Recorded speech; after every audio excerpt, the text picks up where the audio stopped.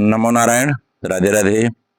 श्रीमद् भगवद गीता के 9वें अध्याय के पहले श्लोक में भगवान अर्जुन से कहते हैं कि यह राज विद्या योग है, राजगुह्य योग है।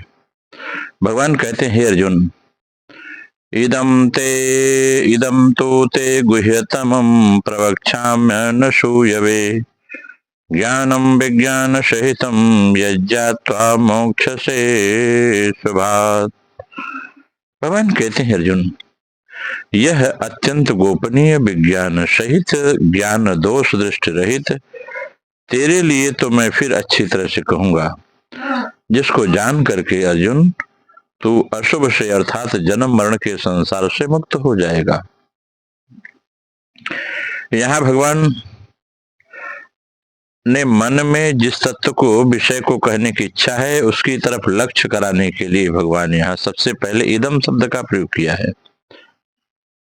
इदम तुते गुह्यतमम। इस प्रकार से यहाँ और वहां का विषय एक ही है, दो नहीं है। इस विषय पर हम आपको चर्चा करते हुए दिखाते हैं कि यह एक अत्यंत गोपनीय तत्व हर एक के सामने नहीं कहा जा सकता है, क्योंकि इसमें भगवान ने खुद अपनी महिमा का वर्णन किया है। जिसके अंतःकरण में भगवान के प्रति थोड़ी भी दोष दृष्टि है उसको ऐसी गोपनीय बात नहीं कही जानी चाहिए। तो वह भगवान आत्मश्लाघी है, अपनी प्रशंसा करवाने वाले हैं, ऐसा उल्टा अर्थ ले लेगा, इसीलिए सबके सामने नहीं कही जाती। इस बात को लेकर भगवान अर्जुन के लिए अनसूयवे विश्लेषण देकर जो बात कही है, कहा भैया तू दोष दृष्टि रहित है, इसलिए अगर तू दोष दृष्टि होती तो मैं नहीं कहता। तो दोष दृष्टि रहित है, इसलिए मैं तेरे सामने अत्यंत गोपनीय बात को फिर से अच्छी तरह कहूंगा, अर्थात उस तत्व को कहूंगा और उसके उपायों को भी कहूंगा। प्रवक्ष्यामि का दूसरा भाव यह है कि मैं उस बात को विलक्षण रीत से और साफ साफ कहूंगा, अर्थात मात्र मनुष्य मेरे शरण होने का अधिकारी है, चाहे कोई दुराचारी से दुराचारी, पापी से पापी क्यों न हो, तथा किसी वर्ण का, किसी आश्रम का, किसी संप्रदाय का, किसी देश का, किसी भेष का क्यों न हो, वह भी मेरे शरण होकर मेरी प्राप्ति कर लेता है। यह बात मैं विशेषता के साथ विशेष भाव लेकर के कहूंगा। इस ज्ञान विज्ञान को जानकर तू अशुभ संसार से मुक्त हो जाएगा। यह ज्ञान विज्ञान ही राजविद्या, गुह्यराज, राजगुह्य आदि नाम से चर्चा की जाती है। इस धर्म पर जो श्रद्धा नहीं रखते, इस पर जो विश्वास नहीं करते, उनको नहीं मानते, वे मौत रूपी संसार के रास्ते में पड़ जाते हैं और बार बार जन्म लेते हैं, मरते हैं। ऐसा कहकर भगवान ने इसे ज्ञान बतलाया है। अव्यक्त मूर्ति मेरे से ही है, संपूर्ण संसार व्याप्त है, सब कुछ मैं ही हूं, दूसरा कोई नहीं है। ऐसा कहकर भगवान ने इसे विज्ञान बताया है। प्रकृति के परवश हुए संपूर्ण प्राणी महाप्रलय में मेरी प्रकृति को प्राप्त हो जाते हैं और महासर के आदि में मैं फिर उसकी रचना करता हूँ, परंतु वे कर्म मेरे को बांधते नहीं, उसमें मैं उदासीन की तरह अनासक्त रहता हूँ। मेरी अध्यक्षता में प्रकृति संपूर्ण प्राणियों की रचना करती है। मेरे परम भाव को न जानते हुए मूढ़ लोग मेरी अवहेलना करते हैं। राक्षसी, आसुरी और मोहिनी प्रकृति का आश्रय लेने वालों की आशा, कर्म, ज्ञान सब व्यर्थ है। महात्मा लोग दैवी प्रकृति का आश्रय लेकर और मेरे को संपूर्ण प्राणियों का आदि मानकर मेरा भजन करते हैं, मेरे को नमस्कार करते हैं। कई ज्ञान यज्ञ के द्वारा एक ही भाव से मेरी उपासना करते हैं। ऐसा कहकर भगवान ने ज्ञान बताया है। मैं ही कर्तु हूँ, यज्ञ हूँ, स्वधा हूँ, औषधियां हूँ और सत असत मैं ही हूँ, अर्थात कार्य कारण रूप से जो कुछ है सब मैं ही हूँ। ऐसा कहकर भगवान ने इसे विज्ञान बताया है। जो यज्ञ करके स्वर्ग में जाते हैं वे वहां पर सुख भोगते हैं और पुण्य समाप्त होने पर फिर लौटकर मृत्युलोक में आ जाते हैं प्राणी। अनन्य भाव से मेरा चिंतन करने वाले का योगक्षेम मैं स्वयं वहन करता हूँ। श्रद्धा पूर्वक अन्य देवताओं का पूजन करने वाले वास्तव में मेरा ही पूजन करते हैं, पर करते हैं अविधि पूर्वक। जो मुझे संपूर्ण यज्ञों का भोक्ता और स्वामी नहीं मानते उनका पतन होता है। जो श्रद्धा प्रेम पूर्वक पत्र पुष्प फल इत्यादि मुझे अर्पण करता है, संपूर्ण क्रियाओं को मेरे अर्पण करते हैं, वे शुभ और अशुभ कर्मों से मुक्त हो जाते हैं। ऐसा कर भगवान ने ज्ञान बताया है, मैं संपूर्ण भूतों में सम हूँ, मेरा कोई प्रेम द्वेष पात्र नहीं है, परंतु जो मेरा भजन करते हैं वे मेरे में और मैं उनमें हूँ। ऐसा कहकर भगवान ने विज्ञान बताया है। अब यज्ञात्वा मोक्ष से शुभात, असत्य के साथ संबंध जोड़ना ही अशुभ है, जो कि ऊंच नीच योनियों में जन्म लेने का कारण है। असत माने संसार के साथ अपना संबंध केवल माना हुआ है, वास्तविक नहीं है। जिसके साथ वास्तविक संबंध नहीं होता उसी से मुक्ति होती है। अपने स्वरूप से कभी किसी की मुक्ति नहीं होती, अतः मुक्ति उसी से होती जो अपना नहीं है। किंतु जिसको भूल से अपना मान लिया है, इस भूल जनित मान्यता से ही मुक्ति होती है। भूल जनित मान्यता को न मानने मात्र से ही उसमें मुक्ति हो जाती है। जैसे कपड़े में मैल लग जाने पर उसको साफ किया जाता है तो वह मैल जो है छूट जाती है, कारण कि मैल आगंतुक है और मैल की अपेक्षा कपड़ा पहले से है, अर्थात मैल और कपड़ा दो हैं, एक नहीं। ऐसे ही भगवान का अविनाशी अंश है। जीव भगवान से विमुख होकर जिस किसी योनि में जाता है वहीं पर मैं मेरापन करके शरीर संसार के साथ संबंध जोड़ लेता है, अर्थात मैल चढ़ा लेता है और जन्मता मरता रहता है। जब यह अपने स्वरूप को जान लेता है अर्थात भगवान के सम्मुख हो जाता है, तब यह अशुभ संबंध से मुक्त हो जाता है, अर्थात उसका संसार से संबंध विच्छेद हो जाता है। इसी भाव को लेकर भगवान यहाँ अर्जुन से कहते हैं, इस तत्व को जानकर तू अशुभ से मुक्त हो जाएगा। संसार प्रकट है, कर्म योग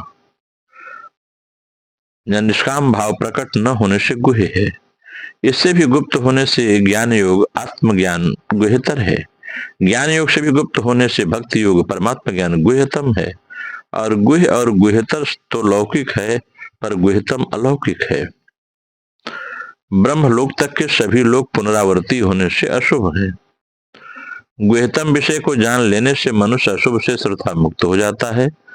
अशुभ से मुक्ति तो कर्मयोग ज्ञान योग से भी हो सकती है, पर अशुभ से मुक्ति होने का तात्पर्य है कि एक परमात्मा के सिवाय अन्य की किंचन मात्र भी सत्ता अपने विचारों में न रहे, अहम की वह सूक्ष्म गंध भी न रहे, जिससे दार्शनिक मतभेद पैदा होते हैं। अपने स्वरूप को जानना ज्ञान है, समग्र भगवान को जानना विज्ञान है। निर्गुण के अंतर्गत जो सगुण नहीं आ सकता, पर सगुण के अंतर्गत निर्गुण आ जाता है, इसे सगुण का ज्ञान विज्ञान था, विशेष ज्ञान है। अगर इसकी हम क्रिया योग के माध्यम से व्याख्या करें तो बात और स्पष्ट होकर आती है सामने कि जैसे 8वें अध्याय में साधना द्वारा किस प्रकार क्रम मुक्ति प्राप्त हो सकती है भगवान ने बताया। 7वें अध्याय में अनुभव के सहित ज्ञान, जिसे जान लेने पर कुछ जानने को बाकी नहीं रहता, वो उन्होंने अर्जुन को बतलाया। भगवान ने अर्जुन से कहा कि वह ज्ञान भी दुर्लभ है, इस स्वानुभव ज्ञान को कभी नहीं समझ सकते। इसी कारण शास्त्र कहते हैं उपयुक्त अधिकारी को ही ज्ञान देना चाहिए, अनुपयुक्त को कभी नहीं देना चाहिए। गुह्य विषय सुनने का अधिकारी वही है जिसमें गुरु के प्रति अचला भक्ति हो, जो गुरु के वाक्य में दोष ढूंढने की इच्छा न करता हो। इसी से भगवान अर्जुन को विशेष अधिकारी समझकर उसके सामने गुह्य से गुह्यतर बात प्रकट करने के लिए उद्यत हो रहे हैं।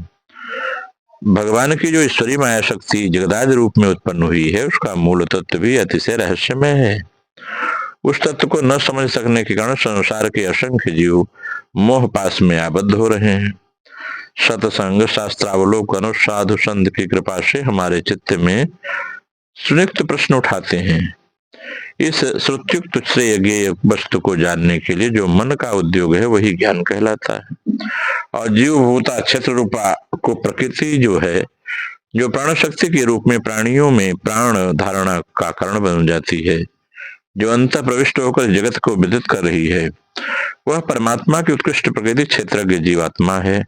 उसको जान सकना ही गुह्यतर ज्ञान है। शास्त्र और गुरु के उपदेश के द्वारा जो आत्मबोध विकसित होता है वही प्रथमोक्त ज्ञान है। इसके बाद साधना की सहायता से जो वस्तु में अनुभव का नाम विज्ञान है। क्रिया के द्वारा नाड़ी और उसके साथ प्राण के शुद्ध होने पर तथा उसके साथ चित्त के स्थिर होने पर भगवान की परा और अपरा दोनों प्रकृतियों का परिचय प्राप्त होता है। उसको जान लेने पर जीव कृतार्थ हो जाता है। इस बार उसकी अपेक्षा भी रहस्यजनक गुह्यतम ज्ञान की बात कहनी है, इसलिए अपने शिष्य अर्जुन को आश्वासन देते हैं कि यह गुह्यतम बात किसको कही जाती है। साधना के द्वारा जिस चित्त का शिष्य का चित्त शुद्ध हो गया है और अज्ञान भी निवृत्त होना ही चाहता है, जिसका चित्त शुद्ध हो गया है वह सहज ही संयमशील और सरल होगा। उसमें प्रकृति के रहस्य का उद्घाटन किया है, इस बार उसके सामने आत्मा का रहस्य बतलाएंगे। यह उच्च अधिकार उत्पन्न हुए बिना गुह्यतम ज्ञान की बात नहीं कही जा सकती। कहने पर भी विपरीत फल होता है, इसी कारण अनाधिकारी को कभी भी रहस्य की बात बतलाने का शास्त्र ने निषेध किया है। श्रीमद शंकराचार्य जी कहते हैं, वासुदेव सर्वमिति आत्मदेवम आत्मवेदम सर्वम एक मेवा द्वितीयम या अन्यथा तो विद्रन्याराजन ते 6 लोका भवंती। यानी वासुदेव ही सब कुछ है, यह सब आत्मा ही है। यह आत्मा और एक और अद्वितीय है। जो साधारण राजा लोग इस आत्मा में भेद दृष्टि करते हैं वे पुनरावृत्ति को प्राप्त होते हैं। इस अद्वैत ज्ञान ब्रह्म ज्ञान के सिवा अन्य कोई उपाय मोक्ष प्राप्ति का साधन नहीं हो सकता। इस अनुभव युक्त ज्ञान की बात भगवान अर्जुन को इस बार सुनाएंगे। कहते हैं कि वह यह कह रहे हैं कि आत्मा के संबंध में ज्ञान प्राप्त करने पर फिर संसार का बंधन नहीं रहता, जिसमें उत्कृष्ट दूसरी कोई वस्तु नहीं है, जिनसे छोटी या बड़ी कोई वस्तु नहीं है। वह परमात्मा वृक्ष के समान निश्चल भाव से आकाश में विराजमान रहे हैं, वही एकमात्र हैं और कुछ नहीं। उस पुरुष के द्वारा अखिल भुवन पर्याप्त हो रहा है। जो जगत कारण मूल प्रकृति है उससे भी वह श्रेष्ठ है। जो सर्वोपाधि रहित तथा तापत्रय रहित है, उस क्लेश शून्य तथा शांतिपूर्ण पुरुष को जो जानते हैं वे मुक्ति को प्राप्त करते हैं, और दूसरे लोग अर्थात जो उनको नहीं जानते संसार के दुख को प्राप्त होते हैं। सब जीवों का मुख मस्तक ग्रीवा जिसका मुखमंडल है तथा जीव मात्र में जो विराजित है, जो सब प्राणियों की बुद्धि रूपी गुह्य में अवस्थित हैं, वह सर्वव्यापी और सर्व ऐश्वर्य से युक्त है। वह सर्वत्र विराजमान और शिव स्वरूप है। जो देवता अग्नि में, जल में, औषध में, वनस्पति समूह में, समस्त निखिल भुवन में प्रविष्ट हैं, उस देवता को बारंबार हम प्रणाम करते हैं। यह ज्ञान केवल पुस्तक पढ़ने से नहीं आएगा। इस ज्ञान को प्राप्त करने के लिए धारणा, ध्यान, समाधि साधना की आवश्यकता है। दूसरे उपायों से चित्त का मल दूर नहीं होता, और चित्त का मल दूर नहीं हुआ तो प्रकृति शुद्धा भक्ति का उदय नहीं होगा, और शुद्धा भक्ति के बिना कोई ज्ञान प्राप्त नहीं होता। जिसको ज्ञान प्राप्ति नहीं हुई उसको भक्त प्राप्ति भी नहीं होती, अतः संसार से छुटकारा नहीं मिल सकता है। नमो नारायण। राधे राधे। आगे की चर्चा हम अगले अध्याय में करेंगे। राधे राधे।